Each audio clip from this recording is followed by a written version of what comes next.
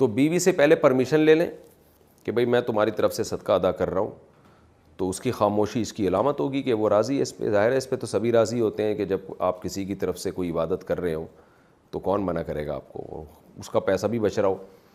تو بچوں کا بھی ایسا ہی ہے، بالغ بیٹا ہے بالغ بیٹی ہے، ان کو بھی پہلے اطلاع دے دیں کہ میں تمہاری طرف سے تم سب کی طرف سے صدقہ فطر ادا کر رہا ہوں. تو اگر ان کی اجازت ہوگی تو ٹھیک ہے، یعنی یہ اطلاع، یہ خاموشی بھی اجازت ہی ہے ایک طرح کی. تو اس طرح سے آپ اگر دینا چاہیں تو ادا ہو جائے گا. دینا کب چاہیے؟